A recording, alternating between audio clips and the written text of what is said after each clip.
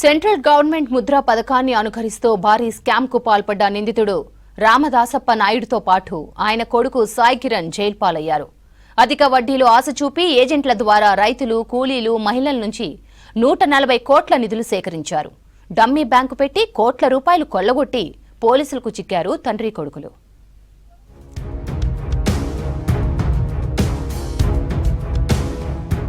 ఆంధ్రప్రదేశ్కు చెందిన రామదాసప్ప నాయుడు, సాయి కిరణ్ మరికొందరితో కలిసి Mudra agriculture skill development multi state cooperative society లిమిటెడ్ను స్థాపించారు. ఇది కేంద్ర ప్రభుత్వ ఆధ్వర్యంలో నడిచే సంస్థ అని, త్వరలో బ్యాంకుగా మారబోతుందని ప్రచారం చేశారు. తెలుగు పత్రికల్లో ప్రకటనలిచ్చి 2000 మందికి గవర్నమెంట్ మార్కెటింగ్ సూపర్వైజర్లుగా ఉద్యోగాలు ఆఫర్ చేశారు. సొసైటీ సభ్యులందరూ శాశ్వత ప్రభుత్వ ఉద్యోగులుగా నియమితులవుతారని నమ్మించారు. ఈ సంఘంలో పెట్టుబడి పెడితే డిపాజిట్లపై అధిక వడ్డీనిస్తామని నమ్మబలికారు.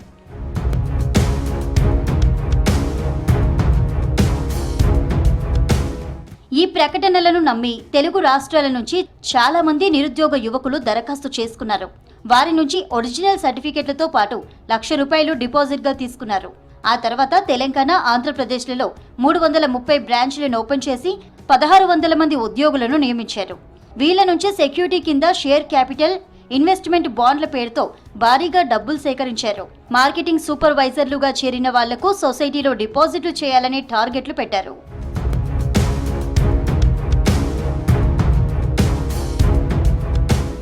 రైతులు, రోజువారీ కూలీలు, చిన్న వ్యాపారుల నుంచి డిపాజిట్లు, ఏపీఐఐసి లిమిటెడ్ ప్లాట్లలో పెట్టుబడుల పేరుతో 140 కోట్లు సేకరించారు.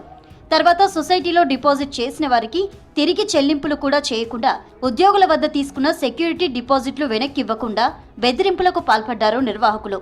ఒక్కో ఉద్యోగికి నెలకు 8,000 నుంచి 12,000 జీతం ఇచ్చిన రామదాసప్ప వారికి పెట్టిన టార్గెట్స్ రీచ్ కాకపోతే జీతంలో కోత పెట్టేవారు.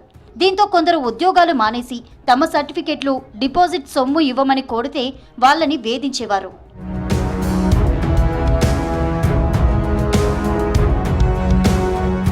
రామదాసప్ప అక్రమాలపై 2020లో హైదరాబాద్ నల్లకుంట పోలీస్ స్టేషన్లో కేసు నమోదవ్వగా అరెస్ట్ అయి బెయిల్పై విడుదలయ్యారు. ఆ తర్వాత కూడా తన వ్యాపారాన్ని కొనసాగించాడు. దీంతో కాచిగూడ, గంభీరావుపేట, రామయ్యంపేట, దుబ్బాక, వేములవాడ, అచ్చంపేట, ఆత్మకూరు పోలీస్ స్టేషన్లలో కేసులు నమోదయ్యాయి. కొంతకాలంగా పరారీలో ఉన్న రామదాసప్ప నాయుడు, సాయి కిరణ్లను అరెస్టు చేసి కోర్టులో హాజరుపరిచారు సిఐడి అధికారులు. నిందితులకు 14 రోజుల రిమాండ్ విధించింది న్యాయస్థానం.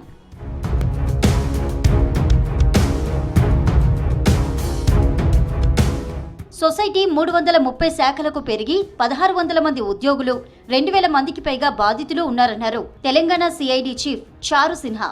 ఆంధ్రప్రదేశ్లోని పారిశ్రామిక ప్లాట్ల కోసం ఏపీఐఐసి లిమిటెడ్లో పెట్టుబడులు పెట్టడంతో పాటు వ్యక్తిగత లాభం కోసం నిధులను మళ్లించారని గుర్తించారు సిఐడి అధికారులు.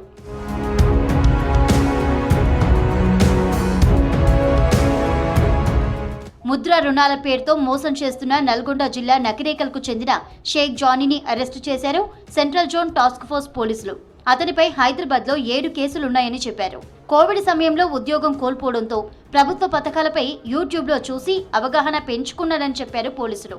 చిన్న తరహా వ్యాపారం చేసే మహిళలను ముద్రా లోన్ల పేరుతో మోసం చేశాడన్నారు పోలీసులు. నిందితుడి నుంచి 2 మొబైల్ ఫోన్లతో పాటు కారు, బైక్ స్వాధీనం చేసుకున్నట్లు చెప్పారు.